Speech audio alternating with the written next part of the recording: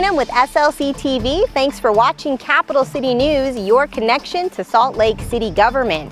I'm at the scenic Miller Park today, enjoying the lush green trees and shaded pathways. Now, trees offer many benefits to Salt Lake City, from clean air to food production and even economic opportunities.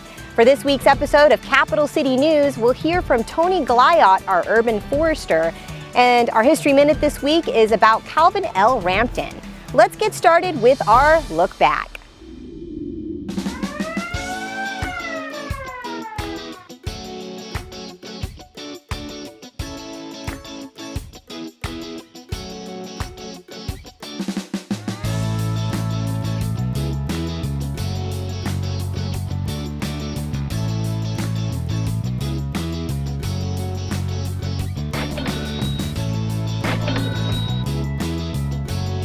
Kids out there, keep doing good things. Look for our officers. We have a lot of these coupons we'll be handing out.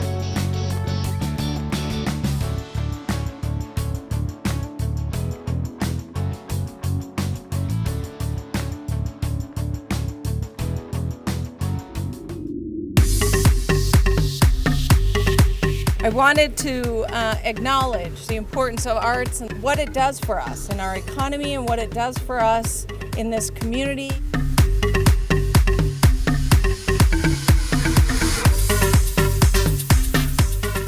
That support the arts and culture are investing in industries that support jobs, that generates government revenue, and is the cornerstone of tourism.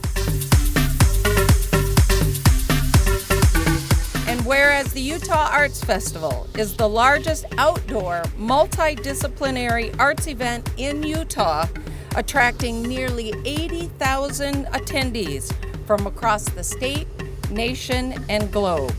Now, therefore, I, Jacqueline M. Biskupski, Mayor of Salt Lake City, do hereby proclaim June 22nd through June 25th, 2017 as Arts Days in Salt Lake City. The city maintains over 8,500 public property trees and plants over 800 neighborhood trees each year. The city's urban forester, Tony Gliot, has more. I would say the first time I really started to have an appreciation for an interest in trees was at a very young age. I lived in a neighborhood in Illinois that was filled with oak trees and hickory trees, and we had a very large, probably 200-year-old oak tree in the front of our property. And I would play around the tree all the time, never thought anything of it as a 4, 5, 6-year-old kid. But then one day, probably when I was 7 or 8 years old, the tree was struck by lightning and essentially destroyed, and it had to be removed. And I remember thinking when that happened, even at 7 or 8 years old, what a loss that was to my life. It was the first time I probably looked at trees as something more than just a place to play. When I first was about to go to college, I didn't know necessarily what I wanted to do. I just knew that I didn't want to be in an office all the time, and I knew that I had a love of the outdoors and of nature. And I originally got into natural resource management, and then thankfully I had this wonderful college counselor who said, you should look into urban forestry and the care of trees for cities and urban spaces. And I had never heard of such a thing. I didn't realize that people actually could make a career out of that. But it sounded just like the perfect job for me. And I gravitated my career towards urban forestry and large-scale forest management at that point, and the rest is history. When you think of urban forestry, Mr. T probably isn't the first thing that comes to your mind. It's an interesting story because it's interesting to think that an inner city kid that grew up in the projects of Chicago could have such a lasting and important impact on the way that cities and communities appreciate and seek to preserve trees. But Mr. T did just that inadvertently. He, in 1987, so 30 years ago this year, Mr. T was at the height of his career. He was a movie star and a TV star and kind of the pinnacle of his celebrity. So much so that he was able to purchase a beautiful mansion in one of the most affluent communities or neighborhoods north of Chicago. And he wasn't there very long before he realized that he didn't really like the forested character of his multi-acre estate. and he proceeded to cut down more than 100 mature trees. Some of them, many of them were oak trees that had been there more than 150 years. And it was that event that kind of galvanized the whole community and really the area to say we need to do something to prevent this kind of tragedy from happening. Trees are that important to our city. And the city quickly drafted and adopted a tree protection ordinance, one of the strictest and first of its kind.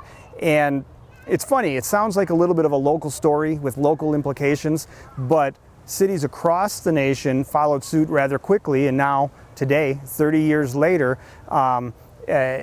urban forestry programs and tree protection ordinances are commonplace in municipalities that value the benefits that trees provide. Residents wishing to enlist the helpful services of the urban forestry program, whether that's planting a new tree or caring for an existing tree, can give us a call or visit our website. We'll be happy to help you out. And now it's time for our History Minute.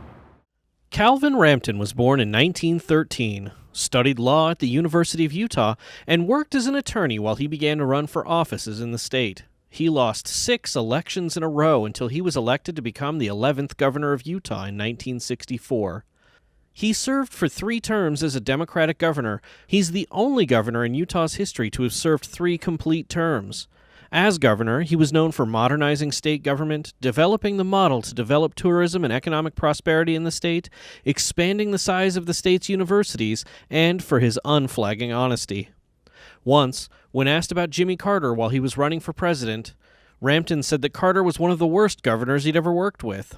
Jimmy Carter heard this and called up Governor Rampton and asked if he really said that, to which Rampton replied, "Yes, Jimmy, I really did, but I didn't know there were reporters there."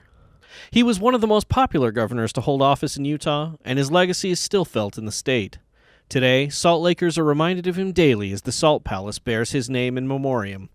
He passed away in 2007 at the age of 94.